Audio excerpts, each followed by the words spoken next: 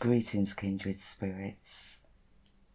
I'm just really going to free flow this today because it's been very, very hard for me to focus and concentrate over the last few days.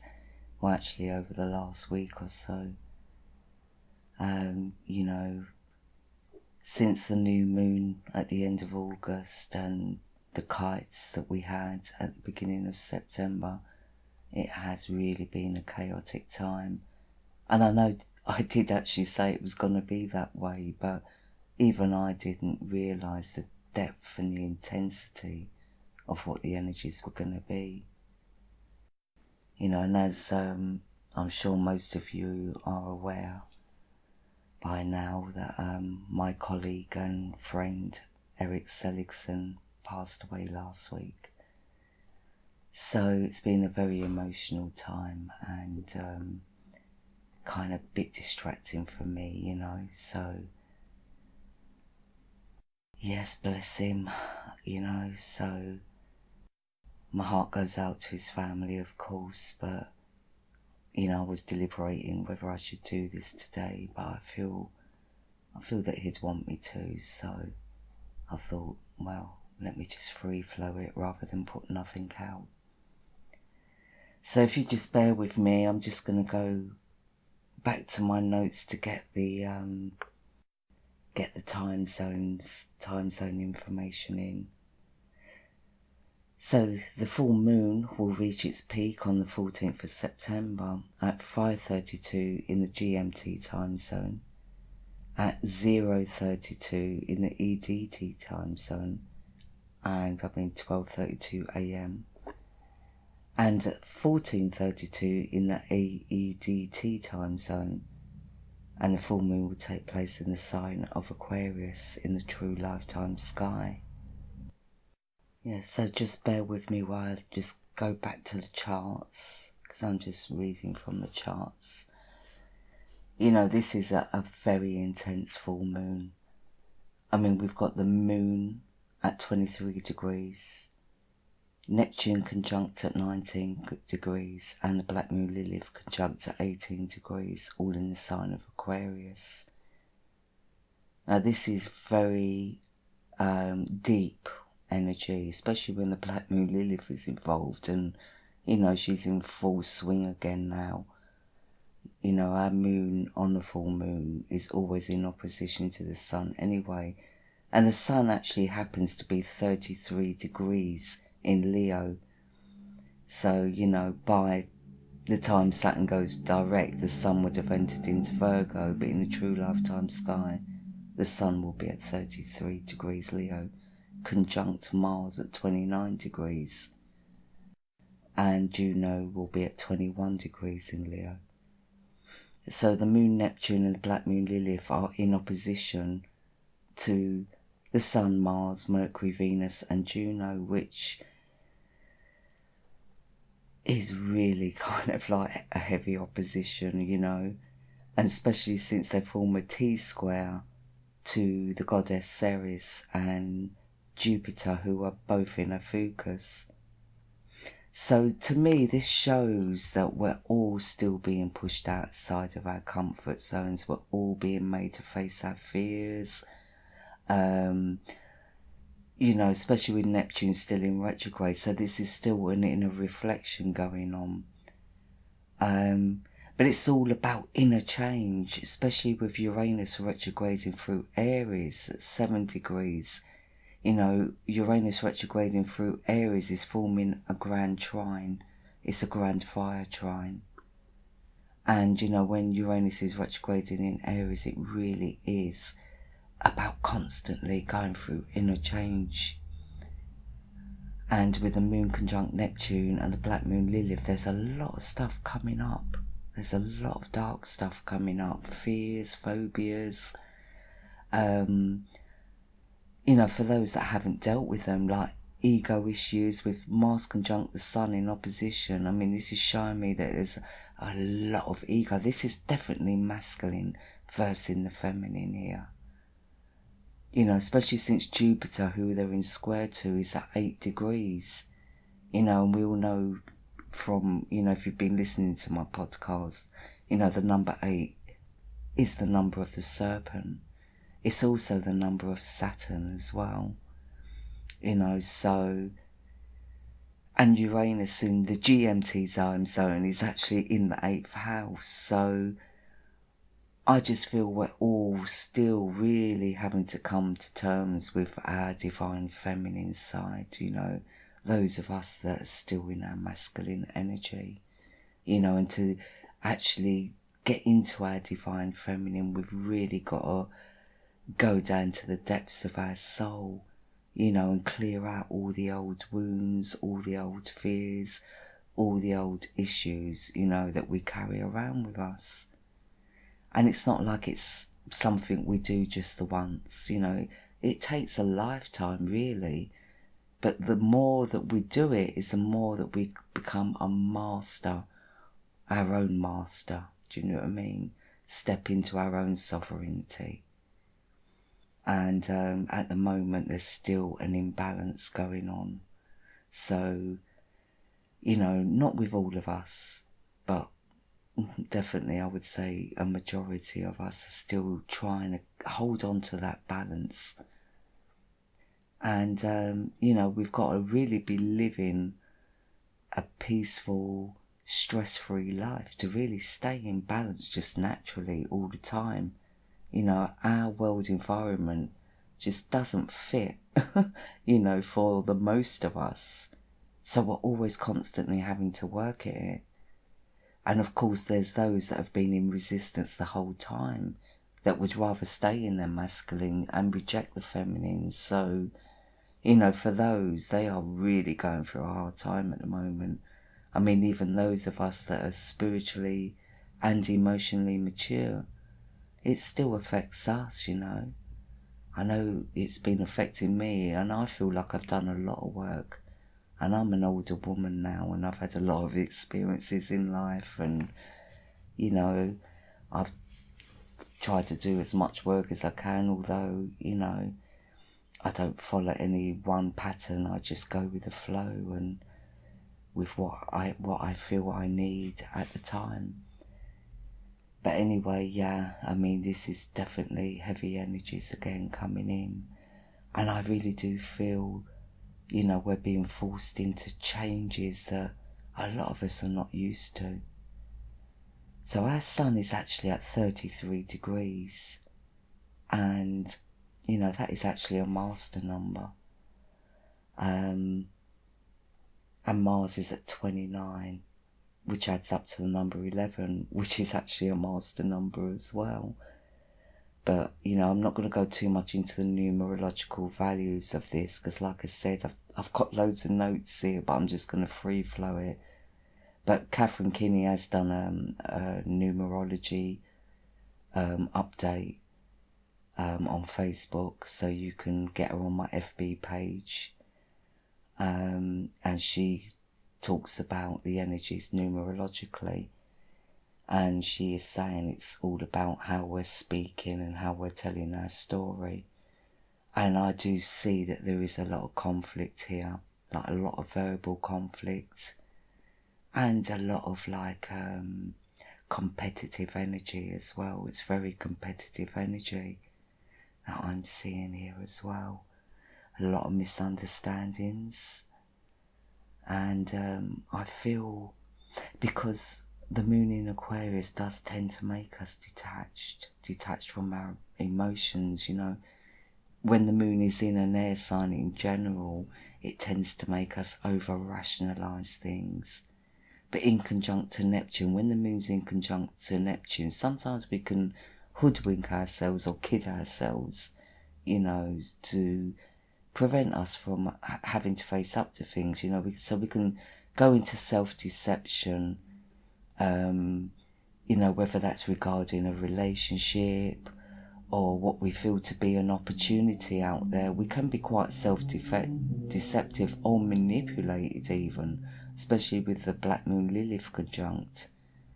So, I would say before we make any decisions about anything, the best thing to do is to really reflect on it first, really reflect on it and really see if that is really, if our instincts, as long as we're in a grounded, coming from a grounded place, you know, we need to definitely reflect if we're being realistic or not, basically. So this grand fire trine, you know, I feel that this can heighten tempers. I know grand trines, you know, people say, oh, you know, they're good things to have. Not necessarily. It just makes things easier, yeah. But we can also tend to take things for granted. But, you know, trines can also be a very fast energy. They can work very fast. So with the fire element again, you know, with Pluto and Saturn conjunction with the South Node, you know, fortunately the nodes are not actually in a T-square at the moment, but I know they will be by probably, I think, Saturn Direct. But I just feel this grand fire trine can lead us into hot tempers, or, you know, especially since we've got the Sun and Mars involved as well, because that's quite fast energy, you know, together with Uranus in Aries. So, you know, there's still a lot of clearing out to do, still a lot of karma clearing that we're doing, you know, globally as well as individually. So, you know, I still feel there's a lot to surface, you know. So I'm just going to look at my notes to see if there's anything I need to mention before I move on to Saturn Direct. Oh yeah, it does. I have written here, like, you know, we may struggle to make decisions. But again, you know, like I've been saying for the last few months, this is all about us really claiming our sovereignty and getting into our own self-power. But of course, we can't just do that at a click of our fingers. We've got to do the work. And the planetary energies are actually forcing us to do the work. So, you know, if we feel like we need to go within, then we must do that. If we feel we need to take a step back and do more reflection, then do that. You know, the worst thing we can do is jump into situations without thinking it through. You know, and yeah, these energies can, you know, be quite excessive. You know, behaviour patterns, acting out of character. And, you know, but there is this air of detachment as well. So I've already said that anyway. So I'm going to move on to the Saturn Direct chart. Okay, so our Sun moves into Virgo, or would have, it's actually at 1 degree. So, but again, we've got a lot of opposition towards the Black Moon, Lilith, Neptune and Chiron this time. And Venus and Mercury are still conjunct in opposition as well. Excuse me. And we've got a strong T-square again. Well, it's actually ongoing from the full moon, so that's Neptune in opposition. And all in square to Jupiter, opposition to the Sun, Mars, Juno, and Mercury and Venus in opposition to Jupiter in Ophiuchus. Jupiter's actually 9 degrees now. So this is things coming to a close. You know, this is things or situations coming to an end. And, you know, I feel like some old wounds are coming to the surface. And the Black Moon Lilith is at 8 degrees in Pisces. Yeah, I just feel this is very emotional energy. We've got a grand kite, basically. Yeah, we've got a grand kite. So, this is a fire grand trine with the North Node in sextile to the Moon. And and in sextile to Juno, Mars and the Sun. Okay, right, I didn't notice that before, so I'm just noticing that now. Now again, this is extreme highs and lows. And, you know, the nodes seem to be back in force again, you know what I mean? Because there's an opposition with the nodes against Pluto, Saturn and the South Node. Yeah, so the chart I'm actually looking at, I mean, I know Saturn actually goes direct on the 16th, but it's actually still in post-shadow until around about the 18th. So I've done the chart on the 18th. And on that day we will have a grand kite involving Saturn, who will be at 17 degrees. And the T-square from the full moon will still be in effect, as well as a grand fire trine. But actually I thought it was a grand fire trine, but it's not, it's actually a kite.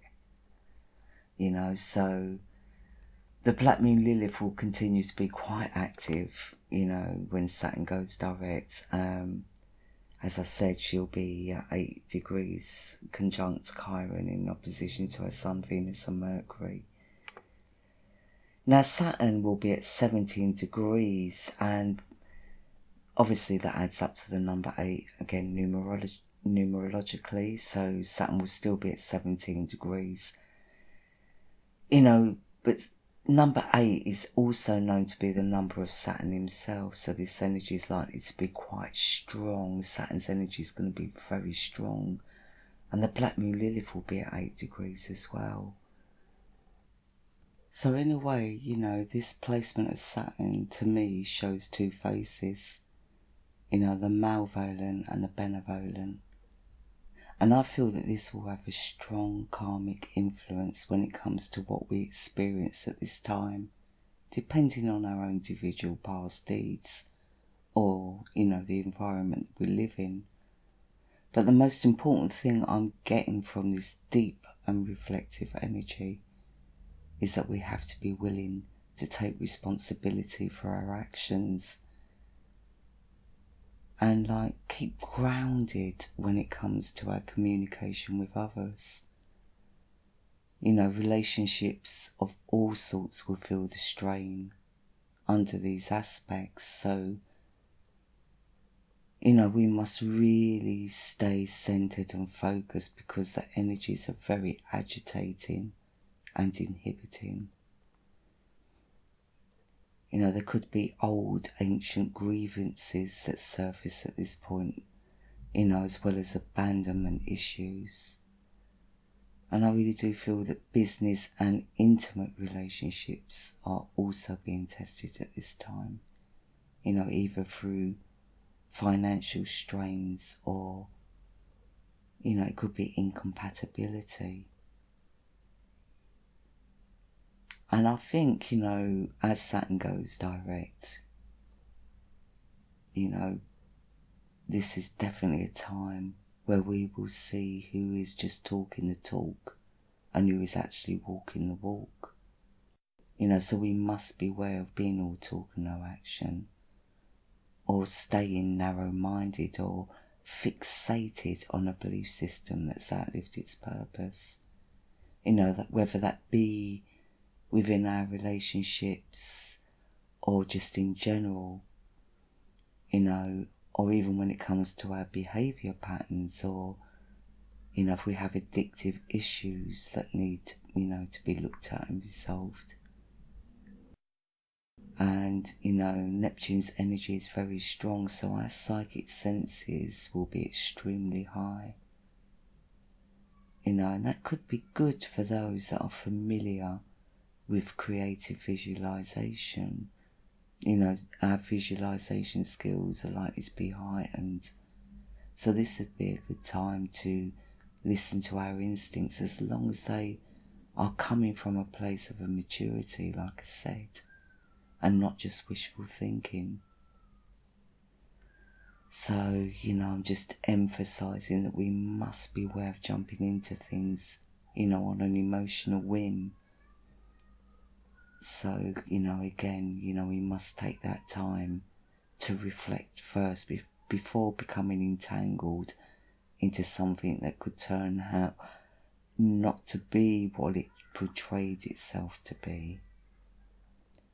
You know, so that's what I feel from the Saturn Direct on the 18th of September.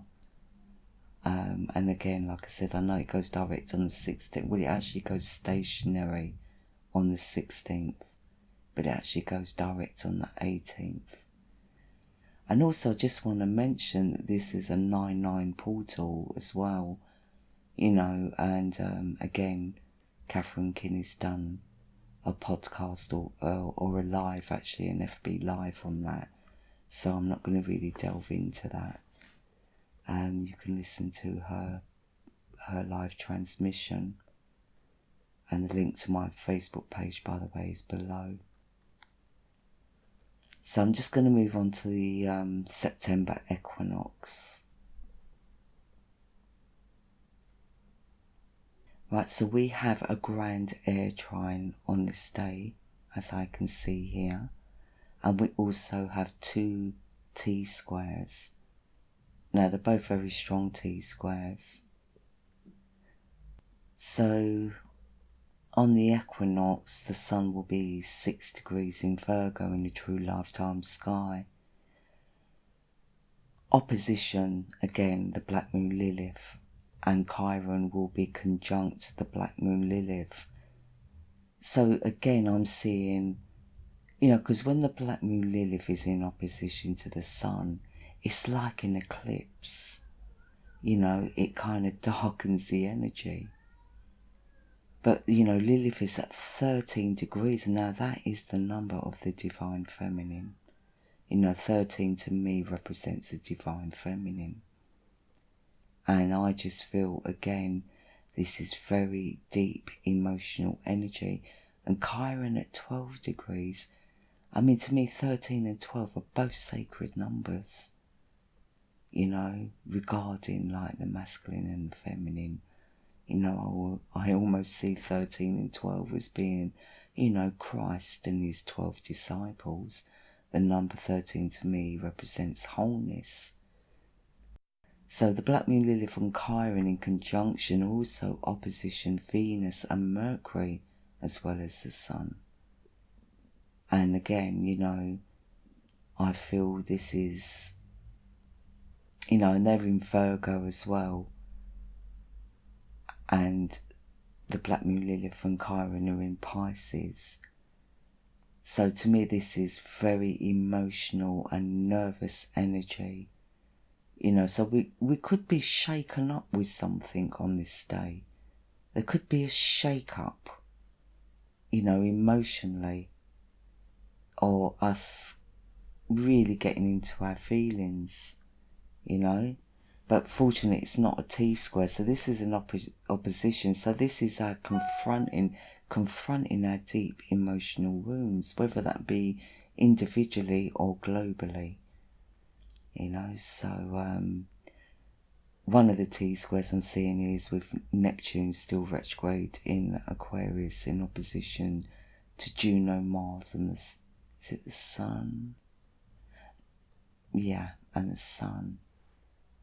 And they're all forming a T-square against Jupiter. So this is the same ongoing T-square since the full moon.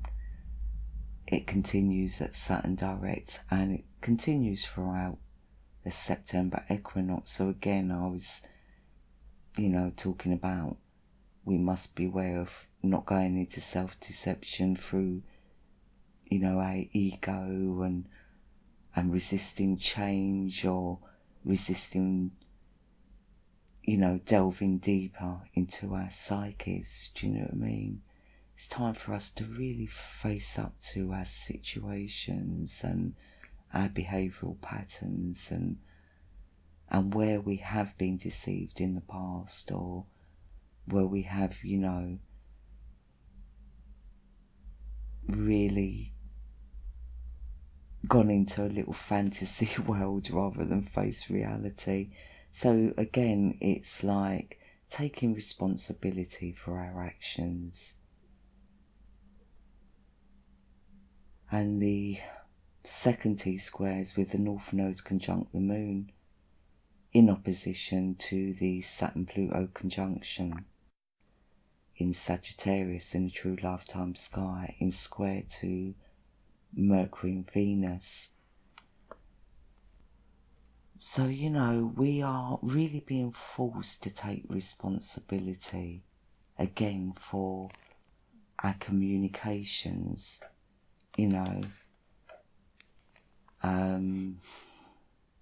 See, the Moon conjunct the North Node can be quite a good thing, because it's like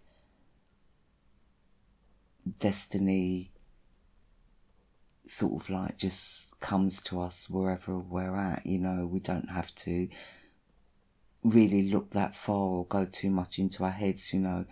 We can actually get that from our own inner reflection.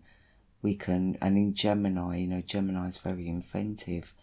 So I feel the energies actually on the equinox can be very, very creative energy. It can be a very creative energy. But I'm seeing a creative energy all throughout September anyway.